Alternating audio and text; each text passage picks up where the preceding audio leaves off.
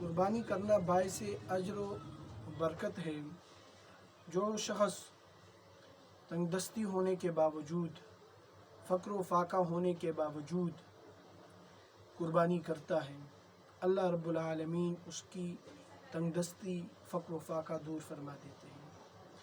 اگر آپ کے گھر میں اخراجات وغیرہ صحیح چل رہے ہیں، کھاتے پیتا آپ جو ہے وہ زندگی بسر کر رہے ہیں اور آپ کا گھرانہ کھاتا پیتا گھرانہ ہے، تو آپ ضرور آزمائیے کہ انشاءاللہ ہم قربانی کریں گے۔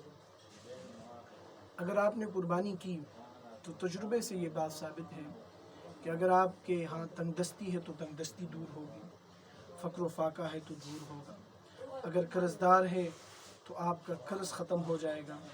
بہت سے اس میں برکات ہیں۔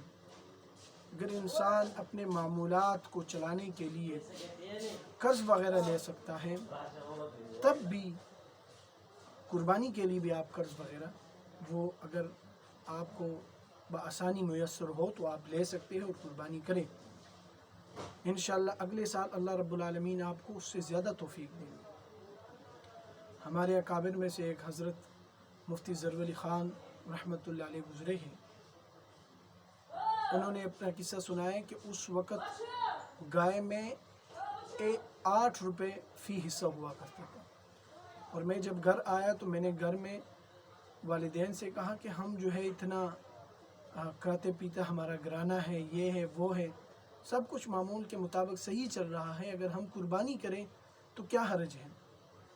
تو کہتے کہ آگے پیچھے سے کر کے ہمارے والد صاحب نے 8 روپے پورے کیے اور ہم نے قربانی وہ دے دی۔ فرماتے ہیں کہ جب اگلا سال آیا تو ہمارے اپنے گھر میں پلی ہوئی گائیں اسے ہم نے جو ہے قربانی میں ذبح کیا، تو اللہ تعالیٰ نے اتنی جو ہے نا فراخی دے دی تھی۔ اور فرماتے ہیں کہ میرے والد صاحب نے کہا کہ تو سچا طالب علم ہے، کہ تو نے ہمیں سچی بات کہی ہے۔